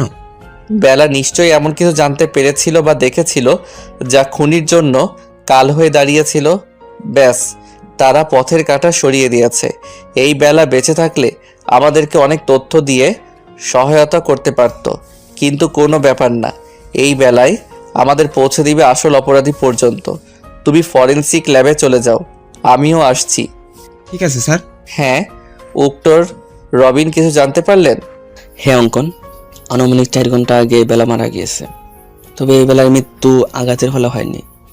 তাহলে কিভাবে হয়েছে? বিষের কারণে। বেলাকে বিষ দিয়ে মারা হয়েছে। এই দেখো, ওর ঠোঁট গলা কেমন নীল হয়ে গিয়েছে। আমি হয়তো খুনিকে এটা বলতে পারবো না, কিন্তু বেলাকে বিষ কে দিয়েছে সেটা বলতে পারবো। ডক্টর রবিনের কথা শুনে ঈশান বলল, কিভাবে স্যার? এই যে এই পানির বোতলটা, যেটা বেলার লাশের কাছে পড়েছিল, আমি এই বোতলে দুজনের ফিঙ্গারপ্রিন্ট পেয়েছি। যার একটা বেলার ফিঙ্গারপ্রিন্টের সাথে ম্যাচ করছে, আরেকটা ফিঙ্গারপ্রিন্ট হচ্ছে সেই ব্যক্তি যে বেলাকে এই বিষ দেওয়া পানি খেতে দিয়েছিল। অঙ্কন বলল, এবার আমার কাছে বিষয়টা একদম পানির মতো পরিষ্কার হয়ে গেল। মানে কেউ বেলাকে জঙ্গলে ডাকে, এরপর বেলা যখন জঙ্গলে যায় তখন কেউ বেলাকে পেছন থেকে মাথায় ভারী কিছু দিয়ে বাজেভাবে আঘাত করে। বেলা মৃত্যু যন্ত্রণায় ছটফট করতে থাকে, তার পানির তেষ্টা পায়, শেষবারের মতো হয়তো পানি খেতে চেয়েছিল, আর তখনই কেউ বেলাকে এই বিষ মিশ্রিত পানির বোতল দেয়, আর যার ফলে বেলার মৃত্যু ঘটে। একদম ঠিক বলেছ অঙ্কন, বেলার সাথে এমনটাই হয়েছে। ফিঙ্গারপ্রিন্ট যখন পাওয়া গিয়েছে, খুনিকেও খুব সহজে আমরা ধরে ফেলবো। কাল সকালে আবারও আমাদের কুসুমপুর এতিমখানায় যেতে হবে। ওই এতিমখানাতেই লুকিয়ে রয়েছে সব রহস্যের সমাধান। অফিসের কাজ শেষ করে বাড়ি ফেরার সময় অঙ্কন দেখল একজন ঝালমুড়ি বিক্রেতা ঝালমুড়ি বিক্রি করছে। অঙ্কন ভাবল, ড্রামাবাজ মেয়েটা ঝালমুড়ি খুব পছন্দ করে। ঝালমুড়ি পেলে যেন দিন দুনিয়া সব ভুলে যায়। কি সব অখাদ্য গিলে মেয়েটা, সব অখাদ্য খাওয়ার ফলে শরীরের এই অবস্থা। মনে মনে অজান্তাকে 1000টা বকা দিয়ে অঙ্কন 100 টাকার ঝালমুড়ি নিয়ে বাইকের স্পিড বাড়িয়ে দিয়ে তাড়াতাড়ি বাড়ি পৌঁছালো। অঙ্কন ভেবেছিল হয়তো অজান্তা তার ফেরা অবধি অপেক্ষা করবে, কিন্তু কলিং বেল পেয়ে দরজা খুলে দিল নাতাশা চৌধুরী। যা দেখে অঙ্কন বলল, মম, তুমি এখনো জেগে রয়েছো কেন? জেগে না থাকলে দরজা খুলে দিত কে শুনি? কেন, তোমার আদরের মেয়ে অজান্তা কোথায়? অজান্তা বলল যে ওর নাকি শরীর খারাপ লাগছে, তাই আমি ওকে রুমে পাঠিয়ে দিয়েছি। অঙ্কন বলল, শরীর খারাপ টারাপ কিছু না, সব ওর ড্রামা। মানে কি বলতে চাইছিস বাবু? কিছু না মম। ঠিক আছে, ফ্রেশ হয়ে আয়, আমি খাবার দিচ্ছি। ঠিক আছে মম। অঙ্কন রুমে এসে দেখলো অজান্তা ব্যালকনিতে বিছানা করেছে। হঠাৎ অঙ্কনের দিকে চোখ পড়া মাত্রই এক হাত ঘোমটা টেনে দিল, যা দেখে অঙ্কন মুচকি হেসে বলল, বাব্বা, মহারানীর রাগ এখনো কমেনি? অঙ্কন ব্যালকনিতে গিয়ে বলল, কি মজার ঝালমুড়ি রে অজান্তা, আমার জীবনেও এমন মজার ঝালমুড়ি আমি খাইনি। আজ রাতে ঝালমুড়ি দিয়েই ডিনারের কাজ সম্পন্ন করব। ঝালমুড়ির কথা শুনে অজান্তার জিহ্বা লক লক করছে। এমনিতেই ঝালমুড়ি তার খুব পছন্দের। অজান্তা সামান্য একটু ঘোমটা সরিয়ে দেখলো অঙ্কন সত্যি সত্যি ঝালমুড়ি খাচ্ছে। অজান্তার মন চাচ্ছে ছো মেরে অঙ্কনের হাত থেকে ঝালমুড়ি নিয়ে খাওয়া শুরু করতে, কিন্তু না, সে এতটাও নির্লজ্জ নয়। মুহূর্তের মধ্যেই অজান্তার চোখ ভিজে এলো। মনে পড়ে গেল সেদিন রাতের ঘটনা। অজান্তা যখন আবেগে আপ্লুত হয়ে অঙ্কনকে জিজ্ঞেস করেছিল, আমাকে ভালোবাসেন অঙ্কন ভাই? উত্তরে অঙ্কন ভাতের লোকমাটা অজান্তার মুখের সামনে থেকে নিয়ে নিচে খেয়ে ফেলে বলল, সামান্য এক লোকমা ভাত খাইয়ে দিতে চেয়েছি আর ভেবেছিস আমি তোকে ভালোবাসি? থাক, প্রয়োজন নেই তোকে খাইয়ে দেওয়া। এবার নিশ্চয়ই তোর প্রশ্নের উত্তর পেয়ে গেছিস। না, উত্তর পাইনি। আমি আপনাকে জিজ্ঞেস করেছি ভালোবাসেন কিনা, ইয়েস অর নো। তোর প্রশ্নের উত্তর দিতে বাধ্য নই আমি। এই মুহূর্তে তোর মুখও দেখতে ইচ্ছে হচ্ছে না আমার। সরে যা আমার সামনে থেকে। মুহূর্তের মধ্যে অজান্তা কোমল হৃদয় ব্যথিত হয়ে ওঠে। অজান্তা টলমলে চোখে বলল, ঠিক আছে, দেখতে হবে না আমার মুখ আপনাকে। এরপর থেকে অজান্তা অঙ্কনকে এড়িয়ে চলছে, তার সামনেও আসছে না। ভুলবশত চোখাচোখি হয়ে গেলে তৎক্ষণাৎ ঘোমটার আড়ালে নিজেকে লুকিয়ে রাখছে। পুরনো কথা মনে করে ঘোমটার আড়ালে চোখের পানি মুছে নিল অজান্তা, যা অঙ্কনের চোখ এড়ালো না। অঙ্কন অজান্তাকে শুনিয়ে শুনিয়ে বলল, কেউ তো আর ঝালমুড়ি খাচ্ছে না, কি আর করার, আমি নিজেই সবটা খেয়ে ফেলি। অঙ্কনের কথা শুনে অজান্তা সমস্ত লজ্জা ভুলে সো মেরে অঙ্কনের হাত থেকে ঝালমুড়ি নিয়ে দিল এক দৌড়, যা দেখে অঙ্কন হো হো করে হেসে উঠল। রাত 11টা। অজান্তা ঘুমানোর জন্য ব্যালকনিতে বিছানা ঠিকঠাক করে ঘুমানোর প্রস্তুতি নিচ্ছে। এমন সময় অঙ্কন ব্যালকনিতে উপস্থিত হয়। অঙ্কনকে দেখা মাত্র হায় আল্লাহ বলে অজান্তা মাথায় ঘোমটা টেনে নিজেকে আড়াল করে নেয়। অঙ্কন বিরক্তিতে মুখ থেকে চ জাতীয় শব্দ বের করে বলল, ড্রামাবাজ মহিলা, দয়া করে তোর ড্রামা বন্ধ কর। এমন ভাব করছিস যেন তোর সামনে স্বয়ং তোর ভাসুর এসেছে, তাকে দেখে নিজেকে ঘোমটার আড়ালে নিয়ে গিয়েছিস। আপনি নিজেই বলছেন আপনাকে যেন আমার মুখ না দেখাই, তার জন্যই তো এই অভিনব পদ্ধতি অবলম্বন হয়েছে। এতে আপনার সমস্যা কোথায় আমি বুঝতে পারছি না। তাছাড়া আপনার এখানে কি চাই? তোকে মানে এখানে তোর শুতে হবে না, বিছানায় চল। এমনিতেই বেলকনিতে শুয়ে শুয়ে জ্বর ঠান্ডা বাঁধিয়ে নিয়েছিস, বড় কোনো রোগ বাঁধানোর আগে বিছানায় চল। মরে গেলেও যাব না আমি। আপনার করা অপমানের কথা ভুলিনি আমি। ঠিক আছে, তোর যাওয়া লাগবে না, আমি নিজেই তোকে নিয়ে যাচ্ছি বলে অঙ্কন অজান্তাকে কোলে তুলে নেয়। ফজরের আজানের মিষ্টি ধ্বনি কর্ণপাত হতেই ঘুম হালকা হয়ে গেল অজান্তার। অজান্তার মনে হচ্ছে সে কোনো শক্ত পাথর ব্যবহার করেছে তার বালিশ হিসেবে। পরক্ষণে অজান্তা বুঝতে পারে তার বালিশ হিসেবে ব্যবহৃত জিনিসটা কোনো পাথর নয়, স্বয়ং তার বর সিআইডি অফিসার অঙ্কন চৌধুরীর বুক। তখনই অজান্তার মনে পড়ে যায় রাতের ঘটনা। অজান্তা বিছানায় আসবে না বলতেই অঙ্কন তাকে কোলে তুলে নেয়। অজান্তা অঙ্কনের কোল থেকে নামার জন্য ছটফট করলে অঙ্কন ফট করে অজান্তার কপালে চুমু দিয়ে দেয়। ব্যাস, অজান্তার সারা শরীরে বিদ্যুৎ গতিতে শিহরণ বয়ে যায়। মুহূর্তের মধ্যেই সে যেন কাঠের পুতুলে পরিণত হয়ে যায়। একদম বিড়াল ছানার মতো অঙ্কনের বুকে লেপ্টে পড়ে থাকে অজান্তা। অঙ্কন তাকে নিয়ে বিছানায় শুইয়ে দিয়ে নিজেও তার পাশে শুয়ে পড়ে। অবশ্য শোয়ার আগে অঙ্কন মাঝখানে কোলবালিশ দিয়েছিল, কিন্তু অজান্তা দেখলো কোলবালিশ নিচে পড়ে রয়েছে আর অজান্তা পড়ে রয়েছে অঙ্কনের বুকে। অজান্তা অঙ্কনকে ভালো করে পর্যবেক্ষণ করে বলল, ইস, আমার ব্ল্যাক ডায়মন্ডটা। আমি খুব ভালো করেই জানি ব্ল্যাক ডায়মন্ড আপনি আমাকে ভালোবাসেন। আমি খুব ভালো করেই জানি ব্ল্যাক ডায়মন্ড আপনি আমাকে ভালোবাসেন, আর সেই ভালোবাসার গভীরতা অনেক বেশি। আপনি আমার সাথে যা যা করেছেন সবটা আপনার অভিনয়। কোনো এক অজানা কারণে আপনি আমাকে দূরে সরিয়ে রেখেছেন।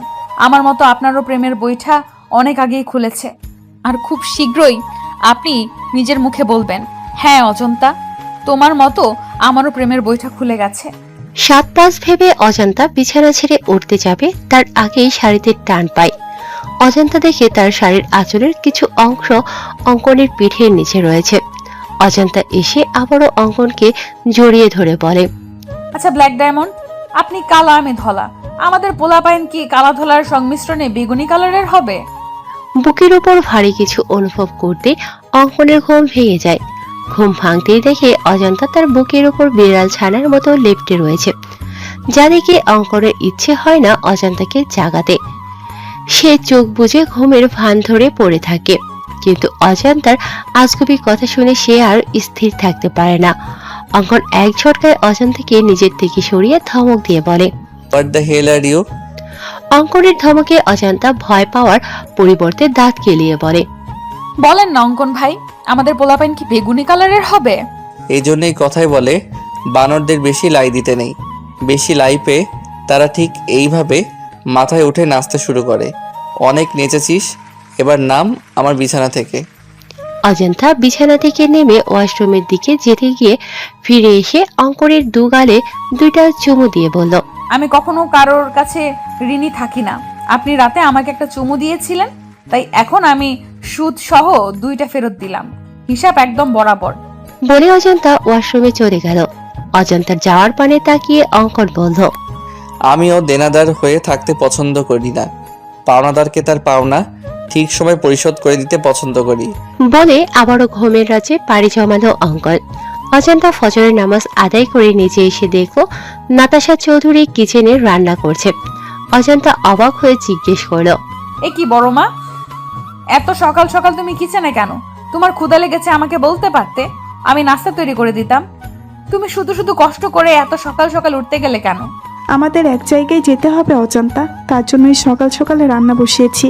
তোর দাদিমারও যাওয়ার কথা ছিল, কিন্তু ওনার নাকি হুট করে মাথা ব্যথা শুরু হয়েছে, তাই আমি আর তুই যাবো। তুই দাঁড়িয়ে না থেকে আমার কাছে হাত লাগা, আবার বিকেলের মধ্যে ফিরতে হবে তো। ঠিক আছে বড় মা, বলো কি করতে হবে আমাকে? তুই ছোলার ডালটা ধুয়ে প্রেসার কুকারে দিয়ে দে, আমি লুচির জন্য ময়দা মেখে রাখি। বাবু কিছুদিন থেকে লুচি আর ছোলার ডাল খেতে চাইছে, তাই ভাবলাম আজ বাবুর পছন্দের লুচি আর নারকেল দিয়ে ছোলার ডাল করি। ঠিক আছে বড় মা, তাহলে আজকে সকালের নাস্তা একদম জমে ক্ষীর হবে। তোমার হাতে লুচি আর ছোলার ডাল, উফ, এখনই জিভে জল চলে এসে গেছে। হয়েছে হয়েছে, এত আলু দিতে হবে না। অজান্তা আর নাতাশা চৌধুরী রান্না করছে, এমন সময় সেখানে বেলি উপস্থিত হয়।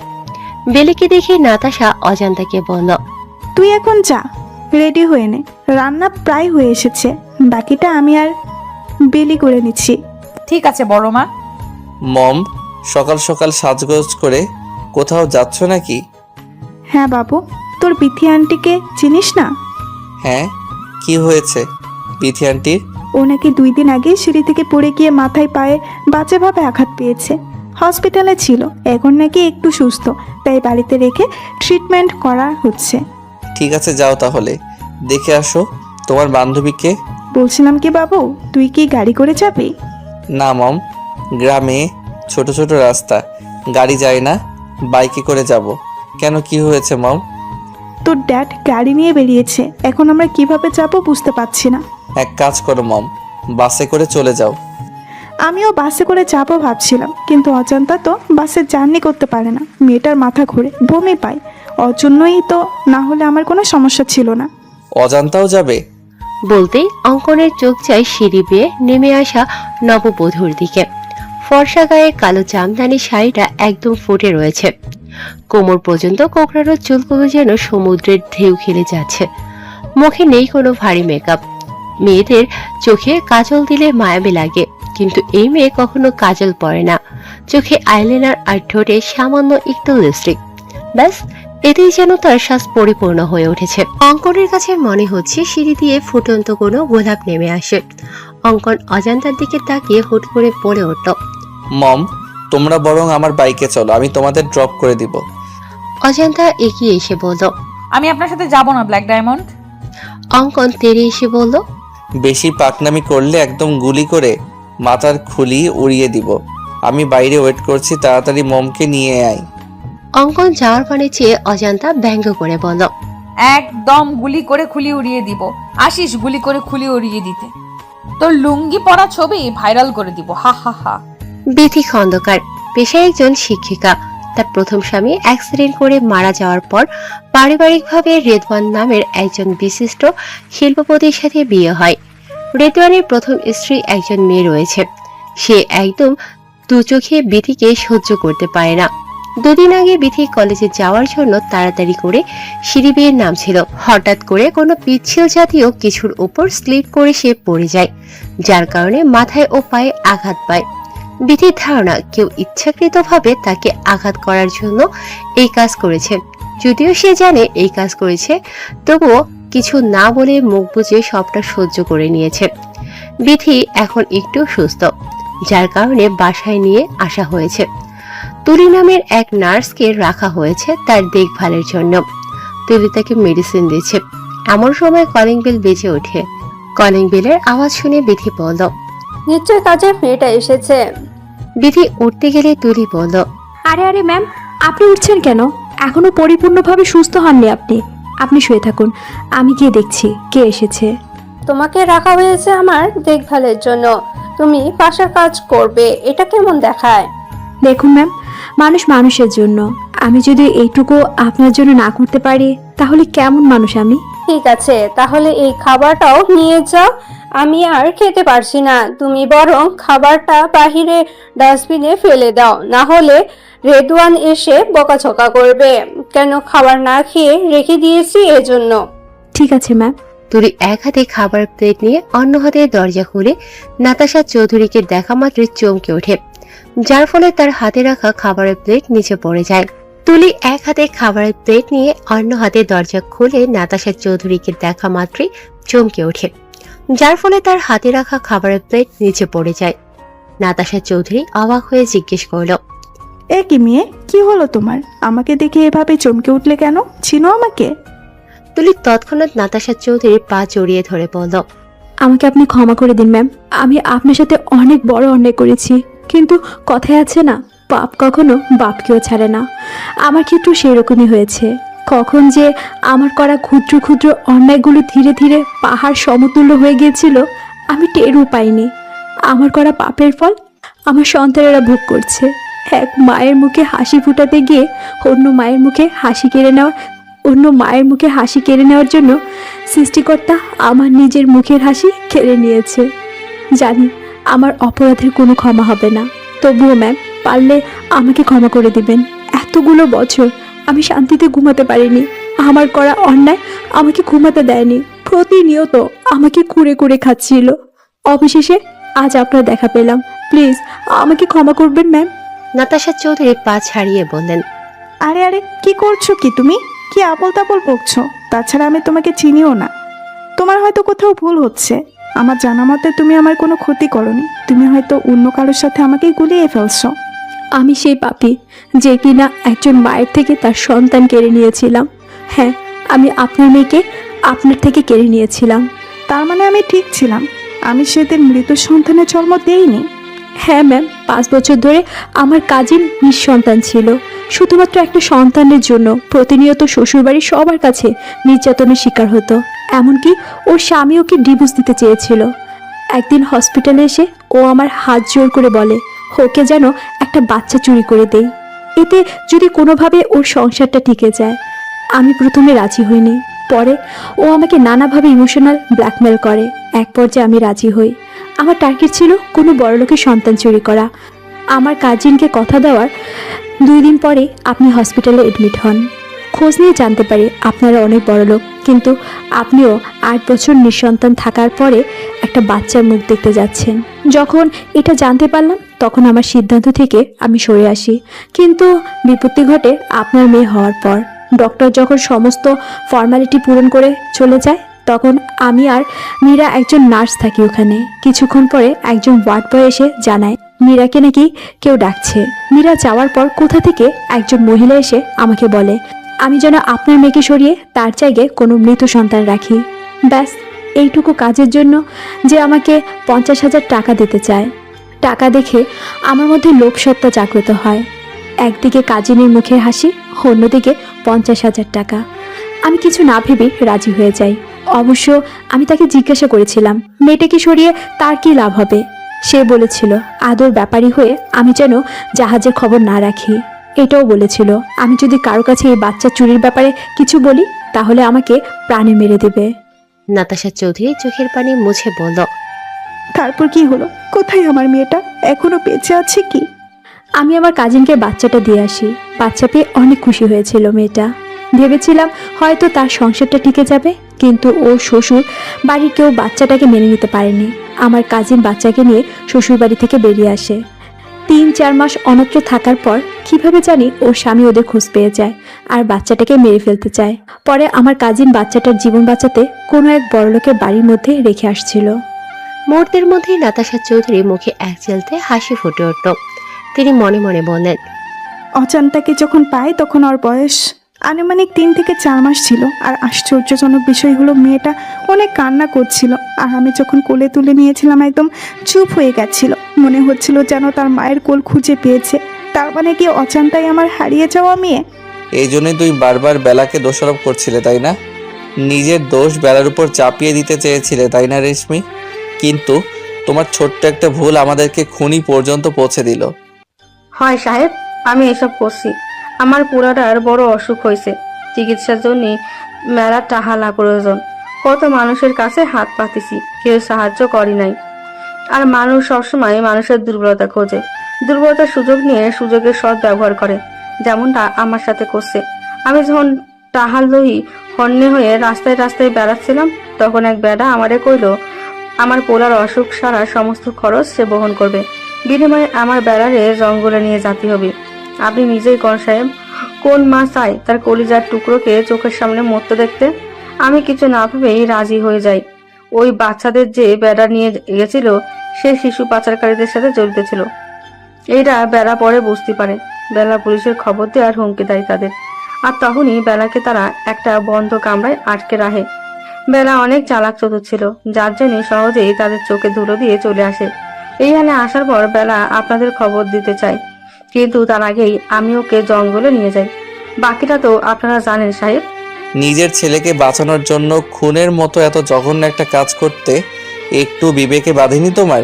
তুমি আমাদেরকে বলতে পারতে, আমরা তোমার বাচ্চার চিকিৎসা করাতাম। আচ্ছা, ওই লোকটা কে ছিল যে বাচ্চাদের নিয়ে গিয়েছিল? আর এসবের পিছনে কে বা কারা রয়েছে কিছু বলতে পারবে তুমি? এসবের পেছনে একজন বেডি মানুষ আছে সাহেব। তুমি শিওর? হ্যাঁ সাহেব, যে বেটা বাচ্চাদের নিয়ে গেছিল সে ফোনে করছিল, মা ওইদিকে সব ঠিকঠাক আছে তো? 2-1 দিনের মধ্যেই বাচ্চাদেরকে পাচার করে দিব, আর বিনিময়ে আমরা কোটি কোটি টাকা পাবো। এই 2 দিন একটু কষ্ট করে তুমি বাচ্চাদের সামনে রাখো মা। বেটার কথা শুনে আমি বুঝতে পারছি এসবের পেছনে তার মা রয়েছে, অথবা যে রয়েছে তাকে সে মা ডাকে। মা থাকুক বা বাবা থাকুক, আমরা ঠিক তাকে ধরে ফেলবো। তবে তুমি যা করেছো এর জন্য তুমিও শাস্তি পাবে। শাস্তির জন্য প্রস্তুত হও রেশমি। মাঝরাতে কোনো কিছুর শব্দে ঘুম ভেঙে যায় অঙ্কনের। পাশে অজান্তাকে না পেয়ে অনেকটা চিন্তিত হয়ে যায় অঙ্কন।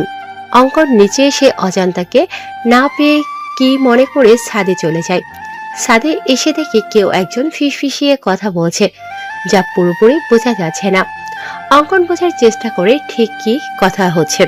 অঙ্কন সামনের দিকে এগিয়ে যেতেই তার কানে বাজে, বাচ্চাদেরকে এই চৌধুরী মঞ্জিলে রাখা হয়েছে শুধুমাত্র সকালের অপেক্ষা। সকালে তাদের পাচার করে দেওয়া হবে। মুহূর্তের মধ্যেই অঙ্কনের পা থমকে যায়। অঙ্কন ভাবতে থাকে, কে হতে পারে এই মহিলা? কণ্ঠস্বর ভালো করে বুঝতে পারছি না। আমাদের বাড়িতে মহিলার সংখ্যা 4 জন, মম, অজান্তা, সুইটহার্ট আর বেলি। মম বা সুইটহার্ট এখন এই কাজ করবে না। তাছাড়া মম ড্যাড তো ঘুমোচ্ছে, সুইটহার্টও নাকি অসুস্থ। বেলি রুমও ভেতর থেকে লক করা দেখে আসলাম। একমাত্র অজান্তা রুমের বাইরে রয়েছে। ও নো, তাহলে কি এসবের পিছনে অজান্তা রয়েছে? অজান্তাই করেছে এসব। সকাল 10টা। চৌধুরী মঞ্জিলে সবাই ব্রেকফাস্ট করছে। এমন সময় ইমতিয়াজ চৌধুরী অঙ্কনকে বলল, আরে বাবু, কেসটা কত দূর আগালো? বাচ্চাদের কোনো খোঁজ পেয়েছিস? অনেকদিন হয়ে গেল এই কেসের ইনভেস্টিগেশন করছিস। হ্যাঁ ড্যাড, শুধু বাচ্চাদেরই খবর পাইনি, এর সাথে যারা যারা জড়িত আছে সবার খোঁজ পেয়ে গিয়েছি। তবে আজ এইখানে এই মুহূর্তে এই কেসের চ্যাপ্টার ক্লোজ হয়ে যাবে। অঙ্কনের কথা শুনে আঞ্জুমারা চৌধুরী বললেন, কি বলছো দাদু ভাই? তার মানে আসল অপরাধী এই চৌধুরী মঞ্জিলে রয়েছে? হ্যাঁ সুইটার, ড্যাড দুধ কলা দিয়ে কালসাপ পুষেছে। মানুষ গিরগিটির থেকেও ভয়ঙ্কর। এরা যে পাতায় খায় সেই পাতায় ফোঁটা করে। মানুষকে বিশ্বাস করার থেকে কুকুরকে বিশ্বাস করা ভালো, কারণ মানুষ বিশ্বাসঘাতকতা করলেও কুকুর কখনো বিশ্বাসঘাতকতা করবে না। অঙ্কনের কথার আগামাথা বুঝতে না পেরে নাতাশা চৌধুরী বলেন, তুই ঠিক কি বলতে চাইছিস বাবু? একটু ক্লিয়ার করে বল তো। মানছি তুই একজন সিআইডি অফিসার, তাই বলে তুই বাড়ির লোকদের সন্দেহ করছিস? আমাদেরকে তোর অপরাধী মনে হয়? মম, তুমি খুব ভালো করে জানো আমি কখনো প্রমাণ ছাড়া কথা বলি না। আমি যখন বলেছি আসল অপরাধী এই বাড়িতে রয়েছে, তার মানে নিশ্চয়ই প্রমাণ সঙ্গে করে নিয়ে এসেছি। তাহলে বলছিস না কেন? কে করেছে এসব? কে বা কারা এর পেছনে রয়েছে? অজান্তা। অজান্তার কথা শুনে আঞ্জুমারা চৌধুরীর মুখে হাসি ফুটে উঠল। তিনি বললেন, আমার প্রথম থেকেই এই মেয়ের উপর সন্দেহ ছিল। নিশ্চয়ই ও টাকার জন্য এসব করেছে। লোভী মেয়ে একটা। দাদু ভাই, তুমি বরং ওকে নিয়ে জেলে ভরে দাও। কত বড় সাহস! সিআইডি অফিসারের বাড়িতে থেকেই বাচ্চা পাচার করছে। না জানি আরো কি কি অপরাধের সাথে জড়িত আছে এই মেয়ে। আর কত ভালো মানুষের মুখোশ পরে থাকবে সুইটহার্ট। অনেক ভালো অভিনয় করতে পারো তুমি। অমানুষের আড়ালে দিব্যি ভালো মানুষের মুখোশ পরে রয়েছ। তোমার মুখোশ খোলার সময় এসে গিয়েছে তো। এখন ভালোই ভালোই তুমি নিজের মুখটা সবটা স্বীকার করবে নাকি আমি নিজেই? অঙ্কনের বাকি কথা শেষ হওয়ার আগেই আঞ্জুমারা চৌধুরী তোতলাতে তোতলাতে বলল, এসব তুমি কি বলছো দাদু ভাই? আমি এসব করেছি মানে? এই ইমতিয়াজ, কি বলছে এই ছেলে? মাকে অপমান করছে আর তুমি চেয়ে চেয়ে দেখছো? কেমন ছেলে তুমি? হ্যাঁ তুমি করছো সুইটহার্ট। কিভাবে পারলে এমনটা করতে? কিসে কম ছিল তোমার? আমি প্রথমে ভেবেছিলাম এই সব কিছু অজান্তা করেছে, কিন্তু যখন ছাদ থেকে নেমে আসি তখন দেখি অজান্তা কিচেনে রয়েছে। তখনই আমার মনে সন্দেহ জাগে। আমি তোমার রুমে গিয়ে দেখি তুমি নেই। বিছানায় বালিশের গায়ে কাঁথা দেওয়া রয়েছে, যাতে কেউ দেখলে মনে করে তুমি এখানে শুয়ে রয়েছ। আর তুমি যেহেতু আগে থেকে অসুস্থ হওয়ার নাটক করেছো, তাই সবাই ভাববে হয়তো তুমি অসুস্থতার জন্য ভুলে গিয়েছো দরজা লক করতে। তুমি নিজেকে অনেক চালাক মনে করো, তাই না সুইটহার্ট, ওরফে শিশু পাচারকারী দলের লিডার? অঙ্কনের কথা শুনে ইমতিয়াজ চৌধুরী তেড়ে এসে অঙ্কনকে থাপ্পড় দিয়ে বলল, হাউ ডেয়ার ইউ! একটা বাইরের ছেলে হয়ে তোর সাহস হলো কি করে আমার মাকে অপমান করার? বাইরের ছেলে কথাটা শুনে অঙ্কনের পা থমকে যায়। পুরুষ মানুষের নাকি কান্না করতে নেই, কিন্তু অঙ্কন হাজার চেষ্টা করেও চোখের পানি আটকাতে পারেনি। অঙ্কন নিজেকে সামলে নিয়ে বলল, হ্যাঁ স্যার, আপনি ঠিকই বলেছেন। আমি একটা বাইরের ছেলে, যা আমি আগে থেকেই জানি। তবে আপনি এটাও ভুলে যাবেন না আমি একজন সিআইডি অফিসার, আর একজন সিআইডি অফিসারের কাজ সম্পর্কে আপনার নিশ্চয়ই ধারণা আছে। আমি যে মিথ্যা বলছি না তার প্রমাণ এখনই পেয়ে যাবেন মিস্টার ইমতিয়াজ চৌধুরী। অঙ্কন একটু দূরে গিয়ে ঈশানকে কল করে বলল, ঈশান, বাচ্চাদের নিয়ে এসো। জি স্যার। 5 মিনিট পরে ঈশান বাচ্চাদের নিয়ে এলো। বাচ্চাদের দেখে সবাই যতটা না অবাক হয়েছে তার থেকে বেশি অবাক হয়েছে বাচ্চাদের এই চৌধুরী মঞ্জিল থেকে বের হতে দেখে। ইমতিয়াজ চৌধুরী এসে আঞ্জুমারা চৌধুরীকে বললেন, তার মানে সব সত্যি? তুমি এসব করেছো মা? আমার ভাবতেও ঘৃণা হচ্ছে। তুমি আমার মা, আমি একজন অপরাধী সন্তান। সবটা যখন জেনে গিয়েছো তাহলে এটাও জেনে রাখো, আমি তোর মা না। মানে কি বলছো তুমি? তোমার বাবা রিশাকের ড্রাইভার ছিল আমার স্বামী আতিকুর। একটা অ্যাক্সিডেন্টের সময় তোমার বাবাকে বাঁচাতে গিয়ে আমার স্বামী ঘটনাস্থলে মারা যায়। আতিকুরের মৃত্যুতে আমি আর আমার 10 বছরের ছেলে আব্দুল্লাহ দিশেহারা হয়ে পড়ি। ইশাক ছিল অনেক দয়ালু। সে আমাকে আর আব্দুল্লাহকে এই চৌধুরী মঞ্জিলে নিয়ে আসে। এইখানে এসে আমার রাজরানী হওয়ার স্বাদ জাগে। তোমার মাকে দু চোখের বিষ মনে হতো আমার। আমি একদিন সুযোগ বুঝে তোমার মায়ের খাবারে ঘুমের ঔষধ মিশিয়ে দেই, আর তোমার মা ঘুমিয়ে পড়লে তাকে বালিশ চাপা দিয়ে মেরে ফ্যানের সঙ্গে ঝুলিয়ে দিয়ে আত্মহত্যা নামে চালিয়ে দেই। আর বুদ্ধি করে তোমার মায়ের হাতের লেখা নকল করে একটা সুইসাইড নোট লিখে রাখি যে আমার মৃত্যুর জন্য কেউ দায়ী নয়। আমার স্বামীর কাছে আমার একটা অনুরোধ, আমার যেন পোস্টমর্টম করা না হয়। ব্যাস। বোকা ইশাক তার প্রিয়তমা স্ত্রীর কথা রাখতে গিয়ে জানতেও চায়নি তার স্ত্রীর মৃত্যু কিভাবে হয়েছে। প্রিয়তমা স্ত্রীকে হারিয়ে ইশাক অনেক ভেঙে পড়ে। আমি সেই সুযোগটা কাজে লাগিয়ে দিলাম। আমি তাকে নানাভাবে বোঝানোর চেষ্টা করলাম সে যেন সব ভুলে নতুন জীবন শুরু করে। তুমি তখন খুব ছোট। ইশাককে বললাম তোমার জন্য একটা মা প্রয়োজন, না হলে তুমি মানুষের মতো মানুষ হতে পারবে না। এতে ইশাক রাজি হয় না। ইশাক বলে দ্বিতীয় কোনো নারীকে তার জীবনে গ্রহণ করবে না। সে একাই তোমাকে বাবা মায়ের স্নেহে ভালোবাসা দিয়ে বড় করবে। পরে আমি তোমাকে ব্যবহার করি, নানাভাবে তোমাকে নিজে আঘাত করে নিজেই সারিয়ে তুলি। তোমার বাবার সামনে প্রমাণ করি আমি তোমার মা হওয়ার যোগ্য। ইশাককে অনেক বোঝানোর পর তোমার কথা ভেবে তোমার বাবা আমাকে বিয়ে করে। তারপর সুযোগ বুঝে তোমার বাবাকেও মেরে দেই আমি। ছি ছি ছি, এত নিচু তুমি! মনে হচ্ছে তোমার মুখে থুতু ছুঁড়ে মারি। তুমি পারলে এতগুলো মানুষের বিশ্বাস নিয়ে খেলতে? শুধুমাত্র তোমার জন্য আমার ছেলেটাকে আমি ভুল বুঝেছি, তাকে বাইরে ছেলে উপাধি দিয়েছি, এমনকি তাকে থাপ্পড় দিতেও আমার হাত কাঁপেনি। এই মুহূর্তে আমার মনে হচ্ছে তোমাকে ফাঁসির দড়িতে ঝুলে দিতে পারলে আমার মন শান্তি লাগতো। অঙ্কন বলল, আপনি চিন্তা করবেন না স্যার, সে একজন খুনি ও পাচারকারীদের লিডার। ফাঁসির দড়ি তার জন্য বরাদ্দ রয়েছে। ও সুইটার, একটা কথা বল